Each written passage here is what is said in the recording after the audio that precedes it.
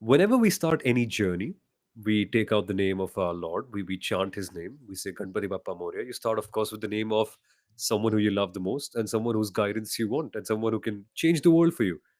Uh, in Formula One, I don't think we worship our God as much. But yet again today, in fact, over the entire weekend, he stepped in and influenced the world of Formula One to a colossal effect on Saturday and Sunday. Guys, we're starting off with Lance Stroll. I feel this weekend would have been so much worse had it not been for Lance Stroll. So I think we should start off with a moment of gratitude for him. I think genuinely, Lance, thank you. Where do we begin, guys? Lance Stroll, driver of the weekend. Driver of the weekend. And I think I know the next picture actually makes more sense. If we were allowed to play a video, I would have played this video. I should have probably said, let's play the video even with copyright issues, because this is a video of, ladies and gentlemen, Lance Stroll. Of course, he caught his car with a bit of a nudge in the barriers, etc. And then he realized he actually did have drive because he was not on the gravel, he was on the tarmac. And then guess what he does? He turns and he decides to drive onto the gravel. This is wet gravel. Maybe he thought wet gravel might hold because dry gravel genuinely doesn't. But we can already see that there is more tarmac he could have just used. He could have found another way to get back in the race. Anyway, it was the formation lap. They would have waited if he would have continued, etc., or they would have figured something. But no, something told him I have to drive through a wet gravel trap. And then guess what? He says, oh, I'm stuck in the gravel. No, my dear friend, you actually went there to get stuck.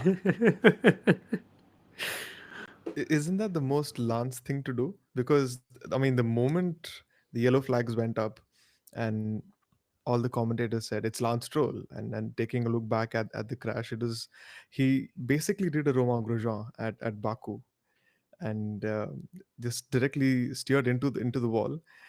And that, while that was still okay, like you said, getting himself beached on his own was the more amusing thing. So probably the most Lance way of starting a Grand Prix, and also a very good omen considering how the rest of the next 3 hours went.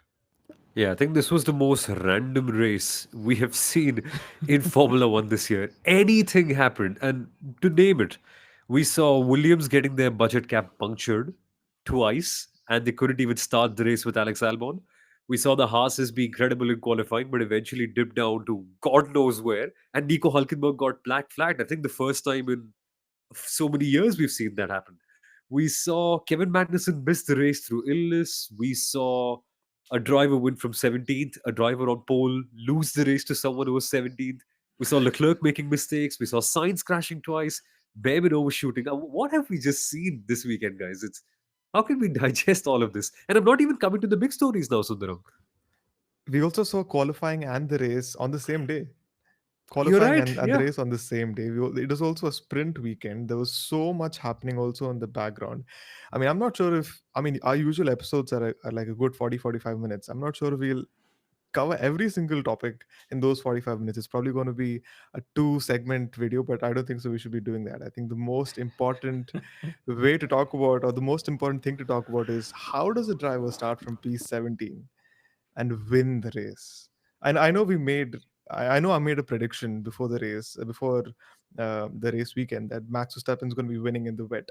I did not predict that he's going to be winning from P17. You don't get to see that a lot in Formula One, because in over 1,000 races, 1,101 races to be precise, there have been only 5 instances previously of a driver winning from 17th or lower. And I imagine Max Verstappen is going to be starting from P6 and winning, not from P17. But if there's anyone who could do it, it had to be Max Verstappen. But wait, you're saying he basically had a 0 point something percent chance. Yeah, This is like one of the 0 point something wins in Formula One. You could say so. indeed. And the Wow. first driver in nearly 20 years to win from P17 or lower. And the person who interviewed him after the race was Rubens Barrichello. He also is the person who holds the record for the most positions, or the furthest back starting position to win a debut race. He started from P18 at the 2000 German Grand Prix. So it all just came together. I remember that 2000 German Grand Prix was in Hockenheim. It was half wet and half dry. half wet and and he half dry. yeah, and Yes. he was on the slicks, and he was super quick on the dry part, and then sliding and slipping around, and then he won the race. I still remember that epic race. But I similarly, I'm not going to forget this epic race that we've just seen. We saw the FIA fumble, we saw a double podium with Alpine, we saw Oscar Piastri picking up a penalty, we saw a very strange aborted start, which didn't get a penalty, a sporting penalty, which we will talk about as well. We saw Fernando Alonso arriving a day late because he was sick. We saw Fernando Alonso crash. I can't Yeah. remember when last did we see him crash in conditions like this. We saw Williams not give Alexander Albon the priority of starting a race. That's something new as well. Yeah, that's actually true. So just so much has happened that we've got to pick and choose our talking points. 6 minutes in. What's coming up next, Sonal? Uh, I think we should come up to one thing. That is, firstly, the fact that we really want to hear your thoughts and opinions on this race. And for all of this, folks, you can, of course, reach out to us on at Inside Line F1 Pod. That's our social media handle. And on that social media handle, we've been doing some really fun prediction competitions. And Sundaram's prediction was that Verstappen would win in the wet. He has nailed it. Again, some of you could have had that same prediction, but we'd love to hear it if that's the case. Just share it out, and it'll be so much fun to talk about all of that at the end of this race. And that's at Inside Line F1 Pod, where you can reach out to us. We are the Inside Line F1 podcast. We'll introduce ourselves in a second, because we should firstly get to talking about the biggest story. How does someone win from P17 on the grid when their biggest championship rival started on pole but couldn't do it? I know part of it is down to luck. Part of it is down to the fact that they eventually got a red flag, Verstappen and Alpine, when a safety car, which was seeming like the norm at that point, would have eventually put them down to somewhere in the bottom of the top 10, and then they had to fight back. That would have been an unlikely win. Yes, luck helped, but luck only helps the people who help themselves, Kunal. And in that first stint, Max Verstappen was on fire. Like, I remember 5 minutes into the race, and I was looking at it like, P7, did he start 17th? How did he gain 10 places in 5 minutes? And then he won by over a 15-second gap. And fortune favors the brave, and you make your own luck, and so many other so many other management and life philosophies that come to the fore when you think of what Max Verstappen pulled out. And like you said, Somil, there was an element of luck, but there is an element of luck in every race win that happens with a race interruption. There is literally an element of luck to extrapolate. There is an element of luck needed for you for a driver to race in Formula One to get that debut chance. There is an element of luck for the driver to get a top team. There is an element of luck for a driver to get a podium and then a win and then a championship win. But you always make your luck, and that decisive driving that was now called, it's not talent, it's luck. I know I'm taking only a part of the court, but that was talent. That was talent that was recognized several years ago across multiple conditions. But if there's one condition you want to bet your race win on a driver on, it is the wet. It is Max Verstappen. I mean, Lewis Hamilton, Fernando Alonso, Charles Leclerc, Nico Hulkenberg, they all complemented the master class that we saw in Brazil. Yes, there was luck, but they made their luck. Max, by driving the way he did and putting his car, not chewing his tires up, despite making all those overtakes, and Red Bull by deciding to wait because their experience said, if the tires are still running okay, Max is running fine, not dropping performance, why don't we just wait and see what comes up? And guess what came up? That beautiful red flag. I don't think that's totally down to Red Bull Canal, because only one driver in that pack was actually able to make it work, Max. Russell and Lando both were losing tires. Lando even called out and said, I want to box. So this is Red Bull having the luxury of Max and them knowing how to use someone like Max very well. Like, just him being unleashed. And then, Sundaram, come to think about it, this has to be one of the most impressive Formula One wins of all time, because we say this about Senna coming from the back of the grid and winning, Schumacher doing it, Vettel doing it, Barrichello doing it. We've seen it right before our very eyes. I think sometimes we have a historical bias, We should just stay there for a moment and realize, wow, someone's won from P17. You know, they say that the rain is a great equalizer, and you usually tend to see some drivers who tend to excel in these sort of conditions. So Fernando Alonso, Lewis Hamilton. I mean, those were the sort of drivers I was going to look forward to ahead of qualifying and in the race, and I knew that they would do something special. But if you have the likes of a Lewis Hamilton struggling with the car in general, but then also struggling in the rain, Fernando Alonso crashing, going off track in qualifying and in the race, and literally every other driver making some error or the other. I know there was also, I believe, there was a certain element of luck involved, but I think the three drivers who made it to the podium were the only three drivers who did not make a mistake, and they deservedly belong on the podium for that. They did not make a single mistake, luck or not.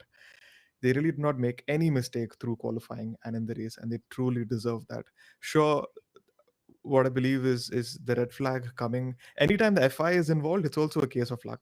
You don't really know when are they call out the virtual Yeah. safety car, when are they going to call out the safety car, when are they going to call out the red flag. In that case, it was a little dicey, but it also meant putting themselves in that position so that you are able to get the advantage of that free stop when you're in that red flag situation. In that sense, it's great, and I would really love to say that this is one of the best races that I've seen in terms of wet races that I've seen, or wet race masterclass from Max, right up there amongst his best races of his career. You know, life is funny because luck can have such an impact on it, and luck can sometimes go in your favor, sometimes against you. We were just speaking about it this morning, I suppose, when Verstappen was hard done by Lance Stroll's crash, then bringing the red flag out. That was a case of bad luck, and Red Bull went bonkers on the FIA for calling it out at the wrong time. But sometimes the luck plays in their favor too, because I believe they called out the red flag, I think 30, 40 seconds after the crash happened in this case. And initially, it seemed like they were going to be damaged by that safety car canal. Then it got converted into a red flag, which was just luck. It's amazing how sometimes it can be on your side, and within hours, it can go away from you in the case of McLaren. Yeah, and what you're clearly talking of is the two instances when the FIA sort of went a little tricky, if that's the question, because what happened was in the sprint race specifically, there was a VSC that was to come out, and just before that, McLaren swapped cars, and it was literally, of course, the global view is that the FIA waited till the McLaren cars were swapped before calling out the VSC, and of course, Max also, said the timing, or was it Liam Lawson who said the timing was incredibly weird or something? And then, of course, in qualifying, where they waited till a few drivers finished the laps and then put out the red flag, which saw Max remain P11 or whatever he was at, and my belief is that the FIA is not biased. It's just that we have a very recency bias, all of us, to find these trends and find the controversies after Abu Dhabi 2021.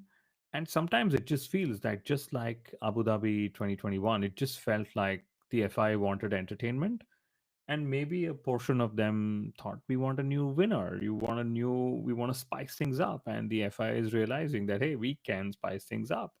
I don't really think that that's really what's happening, but it, like I said, we've got a recency bias, but it just does seem strange, right, that two times out of two, Red Bull were caught unawares or caught luck again, as you would say, and then of course the red flag just played in their favor in the main Grand Prix. So I don't know if I would have still called it evens out. I just wish that it wasn't controversial, because that's the one thing we'll always remember, controversy. I think, since we're talking of the FI and controversy, and we just spoke of just luck, not talent, whatever, Lando Norris, that aborted start.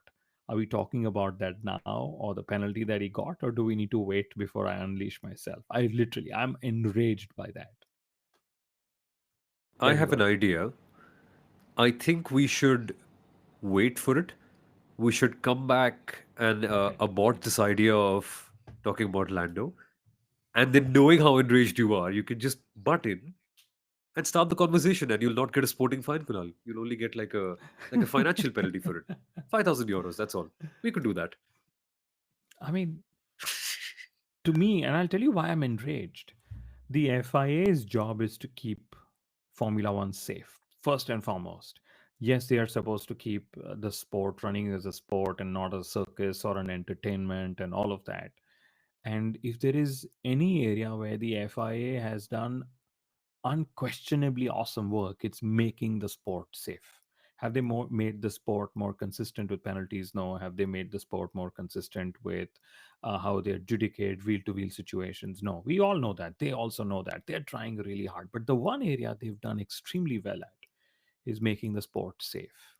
If they tell the whole grid it's an aborted start, and you do not cross the start finish line because there are yellow lights on the gantry, if the race leader, in this case, the driver starting from P1, Lando Norris actually makes the start and takes 19 other drivers with him, because after a point, imagine Max Verstappen's awareness. He said, but why? There's a lot of procedures breached here. Why did he leave when it was yellow? He was one of the first drivers to say that, right?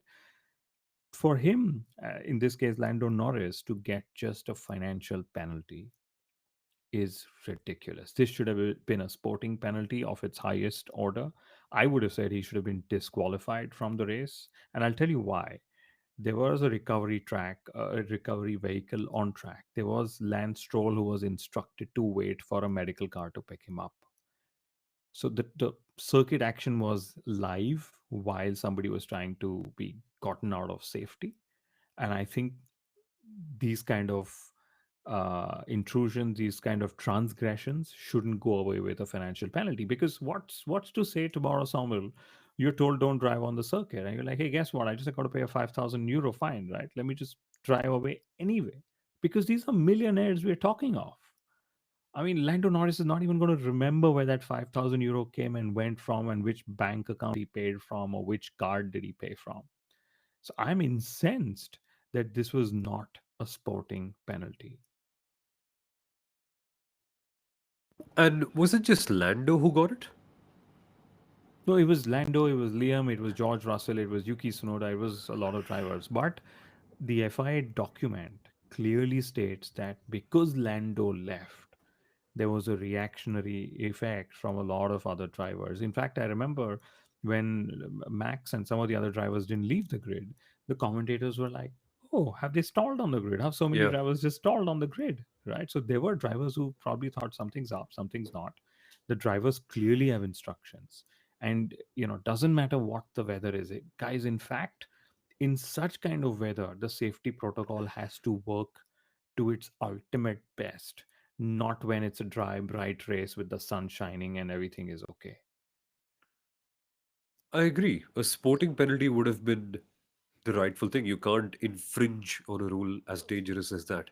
And you might just be saying, ah, they're drivers, they know what they're doing. But you never know. I mean, cases like Japan 2014 come in mind, where you can have absolute control. Why not have absolute control over things like these? But I'm not sure what that sporting penalty should be, Sundaram. I'm confused. Maybe because there's no precedent to this, right? So it's like a very weird spot with no real guideline on just how bad the penalty for this should be. Because Alonso, Perez in Mexico for being over the yellow line, Perez got 5 extra seconds. That's not dangerous. That's not a real competitive advantage. That's like a slap on the wrist, basically saying, "Don't do it again." This, it's how do you rank this in your tier of penalties that way? No, anything that is safety related is probably above a minor infringement. Sure, you can speed in the pit lane, or you can do a jump start. Those are, you can say, advantages that they earn on track. All right, but the moment safety is involved, it has to be a serious penalty. And if there is no precedent, this has to be the precedent. The Sao Paulo Grand Prix should have been the precedent, that if a driver uh, is does not have the presence of mind in such wet conditions to look at what lights are actually present on the gantry. It was yellow rather than green, and they all went for it. That presence of mind was there with very few drivers, like Kunal said, and that should be that they should have set a precedent. And I was very surprised that they actually waited till the end of the race to eventually give a financial penalty of €5,000. Charles Leclerc got €10,000 for swearing in the press conference. All right, so it doesn't really make sense. The least I was expecting was a 10-second penalty or a 20-second penalty in the final classification. But them just getting away with a 5,000 penalty is they're very lucky in that regard. I think there's a fair bit of luck that went Lando Norris's way as well. No talent there, but a lot of luck. In fact, lack of talent there, I would Lack say. of talent. Full of nerves, poor chap. I'm not trying to lash out on him. He's trying to win his first and probably only world championship, which of course has gone away from him, even more so in Brazil. But, and I get incensed about safety because not a lot of you know, but apart from driving cars, I've also, and I still sail boats.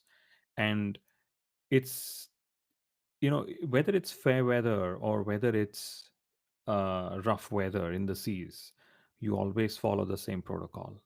There is a way you secure your life jacket. There is a way you secure your boat and your sails and your mast and your boom and your anchor and your mooring and everything. It doesn't change. You can't be like, oh, when it's stormy I will do something, and when it's just how it goes. And uh anyway, that's just Lando Norris. Nothing against him, but just against what the hell the FIA was thinking when they just had such a lenient penalty to give. And this is why the questions then get asked: do the FIA just want a different winner? So many people in my Twitter mentions are like, but why are you supporting Max? And I said, I'm not supporting Max. I just want the best driver to win. Clearly, it seems like it's Max Verstappen, right? But oh no, we just want a new driver to win. We just want to, but that's not how it goes in sport. I mean, that's not how it should be. Just Yeah. because you want a new winner doesn't mean you get a new winner. The best man win. May the best man win. That's the way to settle this. Go watch I Big think there Brother if you was want to. Don't come here. If you want a new winner, go there. and people are very furious with the penalty that they dished out for Max Verstappen in the sprint as well. So this is the thing, that Formula One is such a complex sport at times that you really need to read the document to understand what the explanation is. And it was a valid penalty. They say a lot of things have to be black and white. There was nothing more black and white than that infringement that Max Verstappen did in the sprint. He has to stay below a certain, or he has to be above a certain delta time, and he wasn't. He had less than a second of an advantage, but then you get penalized for a lot lesser in Formula One. It's all about margins. If how many millimeters did Lewis Hamilton have of the rear wing in Sao Paulo 2021? Point Oh 0.2 or boy. 0.02 millimeters. He was Yeah. penalized.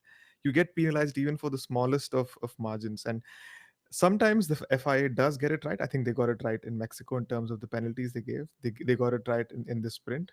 But then they went four steps back with all the delays that they did with the timing of the VSCs, the SCs, maybe the red flag. It's not a case of the FIA not being efficient, rather inconsistent more than anything else. Wait, I need to step in and be the FIA of this podcast. We haven't introduced ourselves, guys. And we still need to talk a lot about Alpine and all the craziness that's happened below them, particularly about McLaren, particularly about Ferrari, and just what the hell happened to them this weekend. Like, where were they? We will get to that. We will also sympathize with Haas. But this is us on the Inside Line F1 podcast. There's Kunal, Mithila, myself, and F1 Stats Guru. Uh, we need to do a very quick round of introductions, guys. Quick because there are big stories to cover. But I think, yeah, which one are we starting out with first? There's Kunal. I'll keep it short. Uh, this guy is going to be on your TV screens if you're in Norway or if you use a VPN and try to watch the Formula One coverage there. He's the F1 expert for Viaplay and was the former marketing head of Force India, the man who started the podcast. Okay, who's next? Next is Somal. So the main host of the Inside Line podcast for the last 300 episodes, and he's been the mainstay of the podcast for a very, very long time. And I can finally rephrase myself. Soumil Arora is not 20 anymore. He's just celebrating his birthday today. So happy birthday, Soumil. He's finally turned 21, legal drinking age in India. But yes, he's done a lot of work in motorsport, especially in MotoGP, Formula E as well. And he's also with me in the comms room at the Indian Racing League and the Indian F4 Championship. If you want to talk about talented motorsport commentators, Somal's name ranks at the very top over there. Next is, wait, yeah, there we go. So from working with talented drivers to talented broadcasters like Sawmill to talented creators like Sundaram, who, of course, we all know as F1 Stats Guru, one of the best and the most engaged stats profile on the internet. And like my favorite line to introduce you, Sundaram, is everyone's consumed your stats either officially, legally, or illegally. A lot of people steal your stats and then just paste them as their own. But Sundaram stats are have been consumed by viewers on Sky Sports, BBC, rights for the race, motorsport.com, Autosport, and the likes. And along with Soumil and Sundaram, I'm very privileged that the next gen wave of motorsport talents in India, I get to work closely with them as well. Thank you. Okay then. Okay then, guys. We have a lot to get to. That's us. And here's what we are going to talk about. Well, okay, one sec. Let me think about what's the bigger story here. Is it Before Ferrari? while you get there, I think Sundaram has a trivia he wants to ask. So while you search for your Oh, next point, why don't we just let the floor for Sundaram? Okay, so I think this is one of those races where I know Max Verstappen's come into this race with a lot of questioning about his ethics and his driving style, but then he's actually kind of come back with a race which would demand respect regardless of what your fan base is. It's been one of yeah. those races that you can't ignore and say that it was all luck. But it's one of those races that you really, really have to respect. And for that respect, I think people did give him the driver of the day. All right. Can you remember the last time Max Verstappen was the driver of the day? Oh, Spanish GP or wait a minute. Take your guesses. 2021 some Take your point. guesses. 2021. That's a long time. No, no. He's been the driver of the day after that S- as well. Suzuka 2022? No, surely not, man. Surely not. Okay. So this is the first driver of the day for Max Verstappen in 31 races in Wow. 434 days. And in that span, he's won 17 races. He's never been the driver of the day in the last year and a half. And finally, when he wins from P17 to P1, he kind of says, you can't give it to anyone else. It has to be me. So yes, the driver of the day, Max Verstappen, finally got a driver of the day. He'll be very, very happy with that. But then also the triple header saw Max Verstappen win. We've had 12 triple headers in Formula One, and all of them have had at least a Hamilton win or a Verstappen win. We've never had a triple header without either of those two drivers Wow. winning. And the next three set of races are also a triple header. That so my prediction in the preview was based on that fact as well. That I just feel Verstappen's going to be winning this, and yeah, he's managed to maintain that streak. Let's see if he can do that in the next three races as well. That's Incredible. insane, man. That's insane. But there's some numerology at work. I think the red flag that came out was on lap 33 for driver number 33, wasn't it? If I remember correctly. How many fastest laps did Max Verstappen have right now? 33. Ah, there we go. On to you, Crazy. Samuel. What is next? What is next? I think next up is probably going to be the most painful day possible ever for Haas.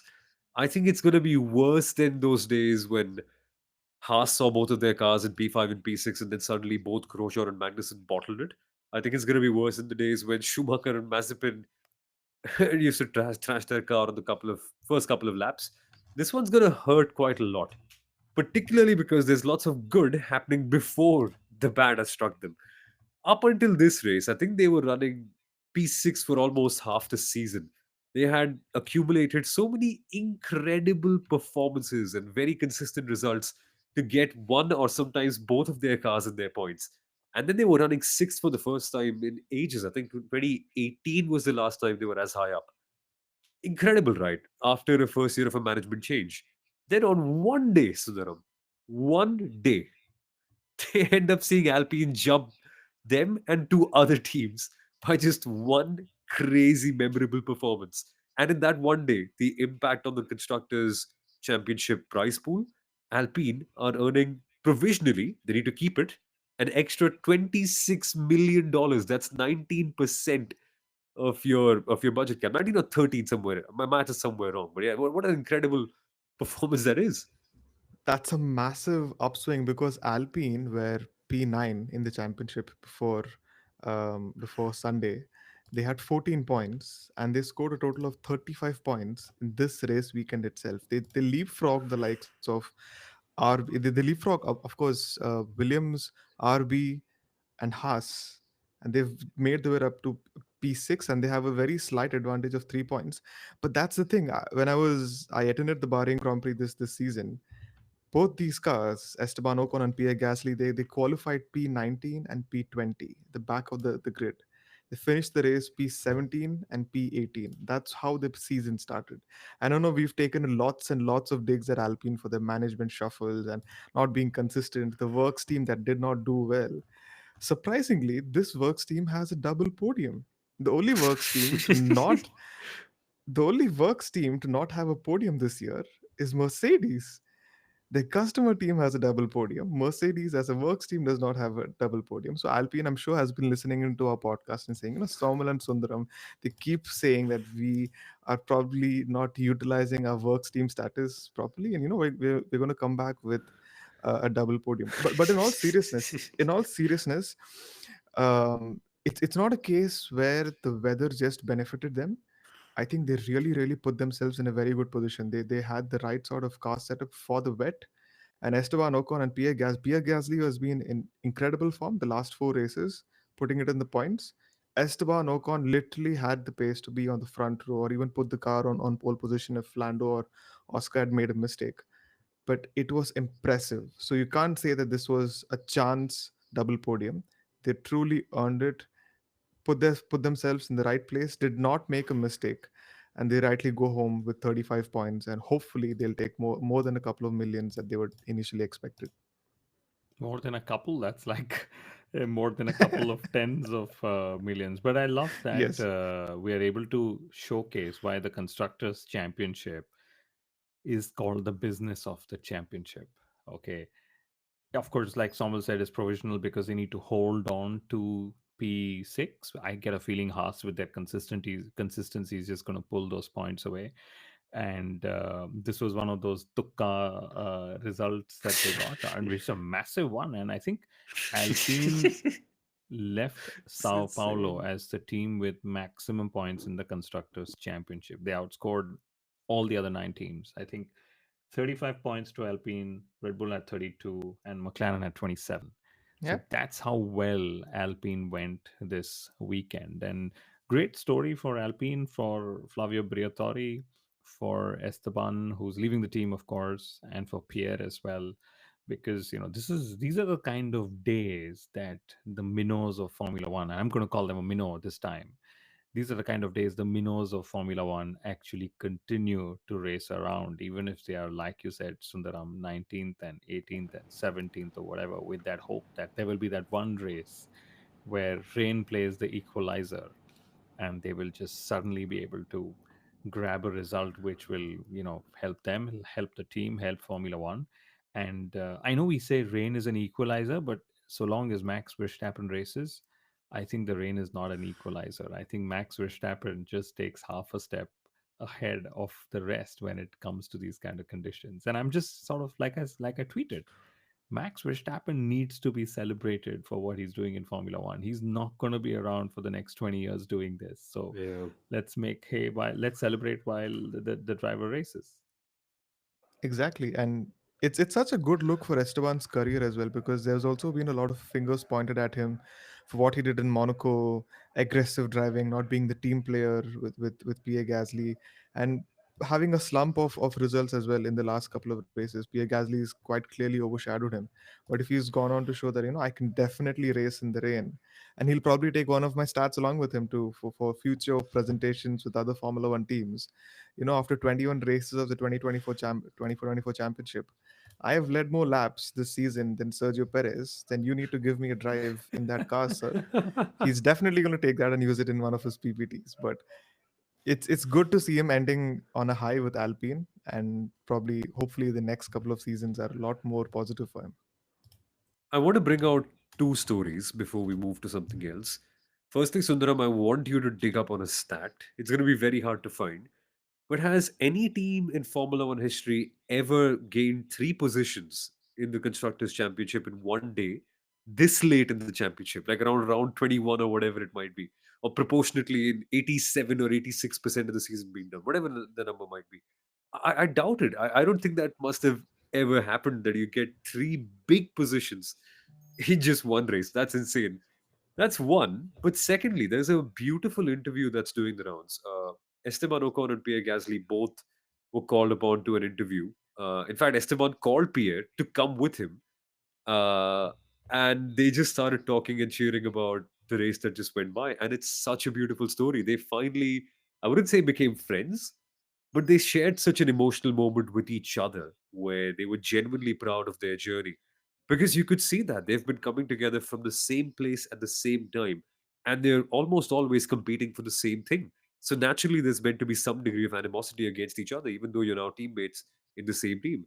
But then that one final joint effort, even though they might be the biggest rivals, Kunal, the fact that they are so similar in their journeys and they get to share such a wonderful podium together, I think it's a genuinely special story in Formula One, especially for France, who've barely had any drivers in Formula One recently. Barely had any drivers. The French Ferrari has been a failure more than anything. Now they've got an Italian leading the team. I mean, Pierre Gasly in that interview, the joint interview they did on Viaplay, Netherlands actually. It's my colleagues from Netherlands who had him there. And Pierre Gasly actually said, I hope Flavio seeing this sitting at home is going to be proud of what we've done. So clearly it was everyone knows who the boss there in that team is. But it's always beautiful to see such stories come out from any sport. And given what these two guys have shared together, their friendship, their rivalry, then back to force to being teammates, and now lovingly sharing a podium, it couldn't have, the culmination of the story couldn't have been better. And, I'm sure on one hand, Esteban is really looking forward to racing that Haas, which he, in fact, does just after Abu Dhabi in the Pirelli tire test. He doesn't have to wait till next year to get into the car, say like Carlos Sainz or Lewis Hamilton, because of commercial reasons.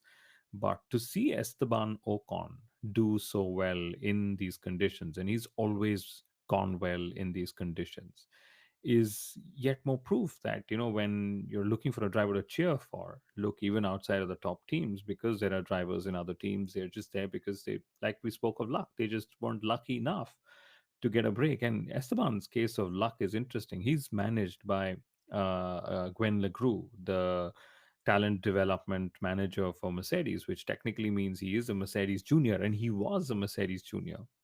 It's just that when he was up for promotion, there was Bottas and Lewis Hamilton there, and then by the time they had to, give him a place somewhere else, there was George Russell ready to join the wings, and he just didn't get a shot at Mercedes. So things can always go one way or the other, and the way they just persevere and still continue to race in Formula One is the beautiful story here.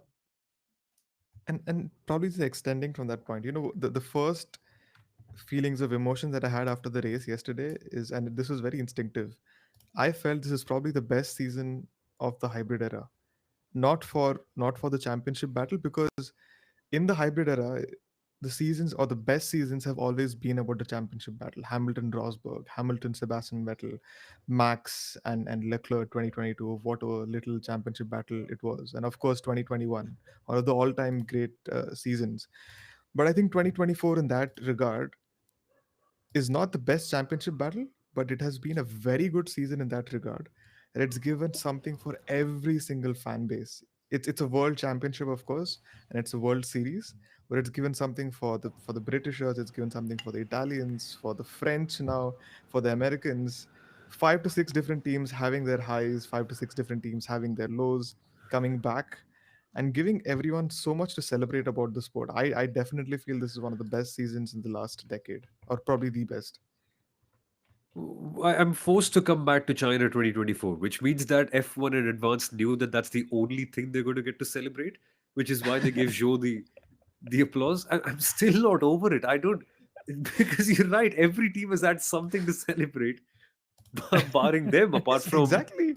That was the only force. thing they celebrated. You're right. I was wondering what did Sauber celebrate. That was the only thing they celebrated this year. The racing gods have been unkind to them, Kunal. It's like whatever they give it to everyone else, it's like they've taken it from Sauber. All of it. But this weekend has something more to celebrate, though. Bottas 13th in one of the qualifyings. He was running very high up until everything happened. But another thing to celebrate, Zhou Guanyu kept on getting multiple overtakes in the sprint and the main race because Behrman just kept on going behind him and they just kept on coming back and they just kept on going back. I saw that happening 3 or 4 times. But that reminds me, I also got my prediction right. If not on Sunday, it was on the Friday because I said Joe will be the last in qualifying, which he was.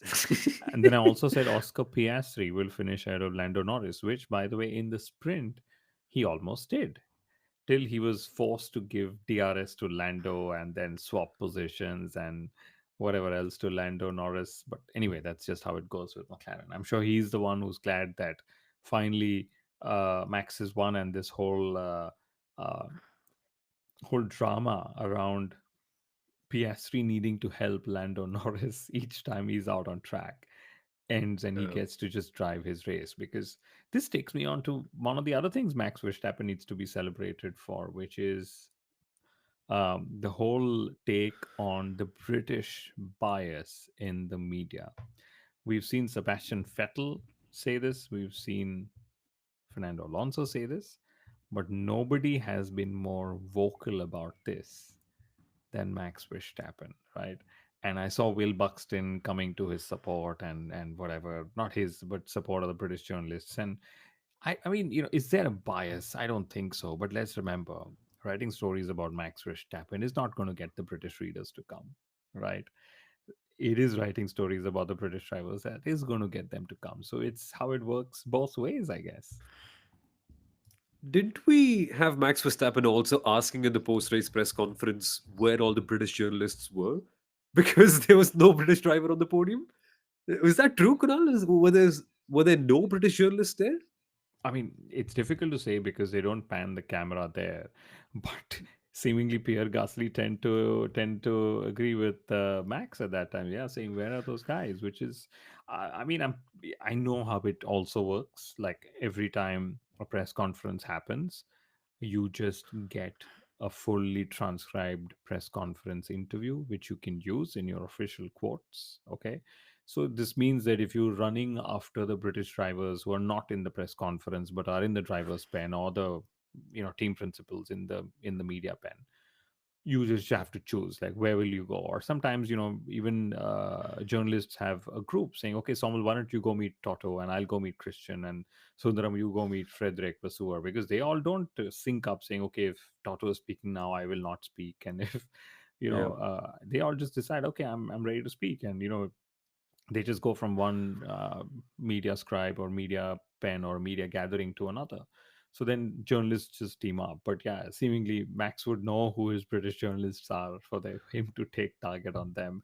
I mean, if he knew which driver was where in that rain and that foggy weather and lack of visibility on the track in Interlagos, he pretty well knew where those British journalists were or were not in that press conference room.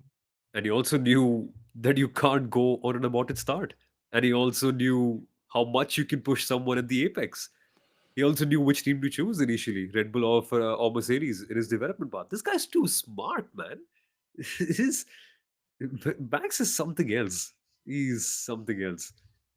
He is, and just to go back to Sundaram's message about this is why I love 2024. And when last was Formula One so unpredictable? We all thought, Ah, oh, Ferrari's on a triple race winning streak, and guess what? Ferrari was nowhere.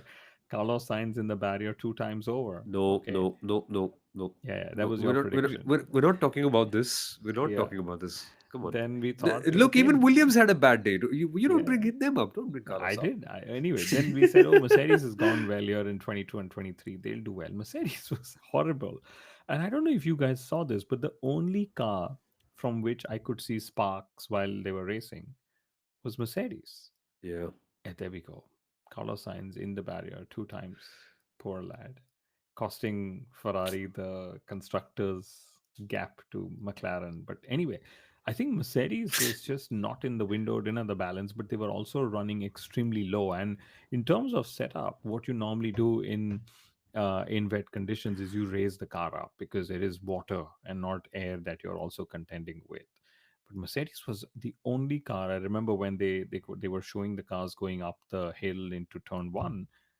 I could see sparks, and that was the only car I saw sparks from. And now that I think of it, maybe we should also check if Fernando Alonso's car was sparking, because he, poor lad, had back issues. And he said, I'm going to just finish the race for the boys and girls and the mechanics. They've done a very hard job, etc. But he had to be helped out of the car after the race. Wow. It's not a good look, no, especially and because was knowing of being a Fernando Alonso fan, I knew at the moment he actually slipped out of the top 10, he's actually going to get back into the pits and just retire the car. This is typical Fernando. If he can't fight for points, he's not going to fight at all. But then still, he came out with a very heartwarming message saying that I'm going to do this for the mechanics, for all the hard work and effort that they put in to make sure that we have a racing car. But yes, it was not a good look at the end that he had to be helped out of the car because he had severe back issues, and that's something which even Hamilton has been complaining about. In fact, that slide you just put up, Yuki Tsunoda and Racing Bull's Liam Lawson. Yuki was also P3 in qualifying, sprint qualifying, wasn't it? Yeah. I think that No, was no. fantastic. He That was was what? fantastic. Third? Yeah, third in main GP qualifying. Not even the sprint race. Yeah, yeah, yeah, yeah. Yeah, yeah, exactly. Yeah. So Well, he was definitely there. And are we bashing Lando for what he's actually spoken to about Max with that whole just luck, no talent, or have we done I with think it? I, I think I we're think we're done with done it. with him Yeah. because I mean even in terms of the championship, it's very bitter because I think he realized that he's lost the championship from I think a 47-point lead or 44-point lead after the sprint. It's not gone to 62. So he really just needs to he has to outscore Max by 3 points in the next race. Otherwise, Max Verstappen is going to be crowned world champion in Las Vegas of all places.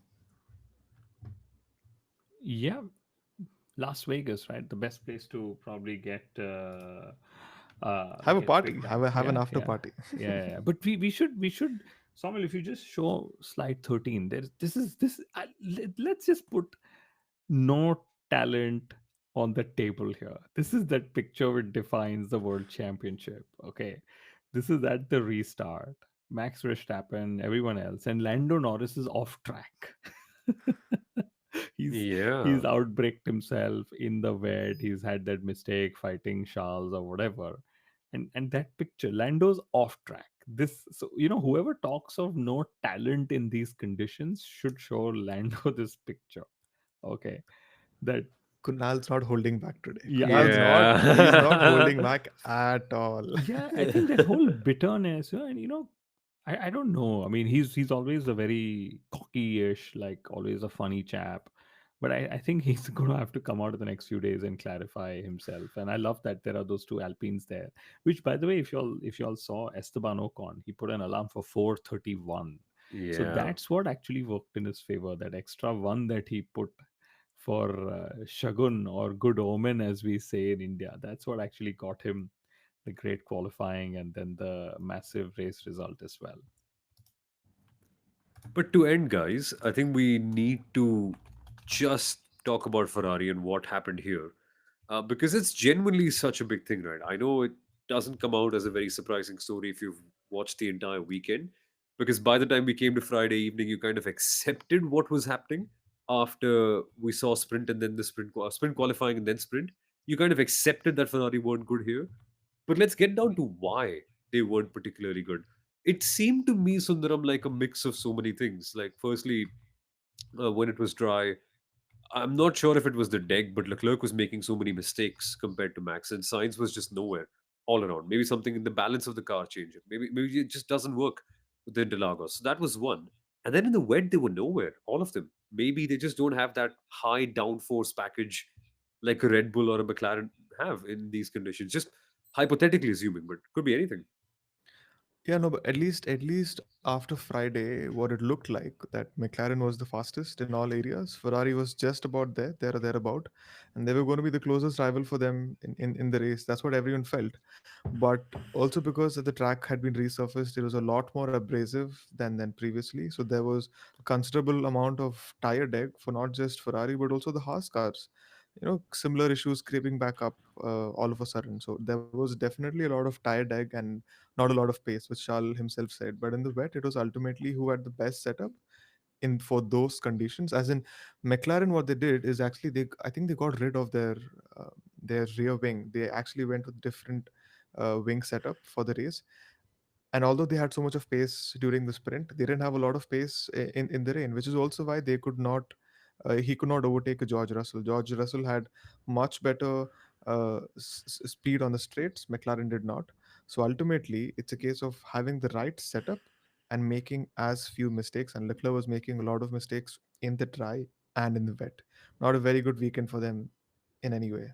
Leclerc was making so many mistakes that Max had to go on his radio and point it out and say, "Come on, man, Charles, that's a lot of mistakes under braking." And in particular, what dogged Ferrari was that their rears were starting to open up. And that's what Yeah. happened to a lot of teams.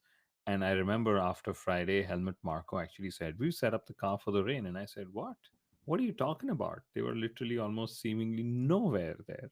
But guess what? The old man knew what he was talking about. He knew exactly that he was setting it up for the rain. And when you go to Ferrari, the interesting part was Carlos Sainz was pulled up for dangerous driving when he was not even driving the car. He was in the car. What? Yeah, he was in the car. He removed his steering wheels. The marshals came to attend to him. Then the radio message on the team radio said, actually the car is drivable. So he put the steering wheel back on and tried to drive the car. Safety again. He's gotten a reprimand for it, but the fact is the driver moved the car while marshals were attempting recovery. This is what the official document states. They were getting ready to lift the car. They were getting ready to lift the car, and signs without any communication to the marshals supposedly actually put the steering wheel in place and actually tried to turn on the car and get going. And the interesting thing is they've given him a financial reprimand or a reprimand in general. And if you have four reprimands in a season, it then results in a 10 place grid penalty for the next race, which is again which something really baffles me. When there is safety involved, you need to penalize the person in that very race, not after four reprimands or in the next race. It's very baffling, but I think we've covered that enough earlier on. Okay, then. One last note to end on. Sundaram, you had something in mind. It's a fun stat I'm hearing. Yeah, because Max, there was this one stat, and I think it's a major stat. It totally got overshadowed amongst all that was happening on Saturday, Sunday. Qualifying, lots of rain, lots of controversy about what the FIA was doing in terms of penalties. But Max Verstappen broke a huge record on Sunday. He broke Michael Schumacher's all-time record of most days as the championship leader, most days at the Wow. top of the championship. 897 days. Michael Schumacher did 896 days somewhere in the early 2000s. And Max has done that. And most likely he's going to extend that, win the championship, hold on to it at least till the very first race of the season. And it looks unbeatable. It looks unbeatable. But yeah, How many is it for Lewis or worth Seb? checking, but not a lot. See, the thing with this stat is a lot of things have to go your way. You really need to have a car that is dominant enough over a couple of seasons. I mean, 896 is nearly 2.5, 3 years. Okay, you need to have a dominant car. You need to have a teammate that's not as dominant, and you need to win the first race of the season so that you have maximum points in race one. Otherwise, someone else goes on to lead the championship. But like, surely it must be the case for Lewis and Seb also, right? Seb maybe not, because there was I can lots quickly of. check. But Lewis, I'm pretty sure from 2014, 15, late 2015, there's that period where he was good. Uh, then The thing with 2017 to Lewis 2020 as well. The thing with Lewis is he and Rosberg they kept exchanging the championship lead Yeah. throughout between 2014 and 2016. So that was like I said, you need to have a teammate that is not as strong. Valtteri Bottas was always good in the early races of a season. So he would Ah. turn up at a season opener, win the race, and then lead the championship. So in that case, it never worked in Hamilton's way. Probably after that, even then, Valtteri Bottas won the first race in 2020. Valtteri Bottas was leading the championship in 2019, so he's never really had that long a run. He's punctured Lewis's chances for just this one record. I remember he always used to be good at Australia or Japan Russia. or Russia, exactly, or Austria for that matter. Always, I remember at one point we had the VTB Russian Grand Prix, and it just stood for the Yeah, Valtteri Bottas Grand Prix because he's just incredible only there. Wow. Okay, it's such a random weekend. Okay, we still missed out on Franco. We're still missing out on Hulkenberg's black flag. We're still missing out on a lot, but I suppose we have to call it an end, guys, because it's been a lengthy episode. Uh, and yeah, Sundaram, what's the best way to end this episode then? sorry, I just found the stat. Lewis Hamilton, 546 days. Ah, That's over 300 days, less than 300 days. Lewis Hamilton, 546 days. You know who's on top of him? Fernando Alonso, 560 days. no. He's going to be happy with that. So a seven-time world champion has lesser days led in the championship than Fernando, and he's only won two. Holy, this this shows you the extent of his bad luck, man. This is kind of like an expected goals kind of metric for Formula One championships in a way. Indeed. I want to look at this list later, but we should do that after this episode is ended. If you have some fun opinions and predictions and questions, guys, send them in at Inside F1 Pod. And even though Formula One might be on a short break, we'll be back with more fun episodes. Make sure you subscribe. Thank you for watching and listening. We'll be back soon.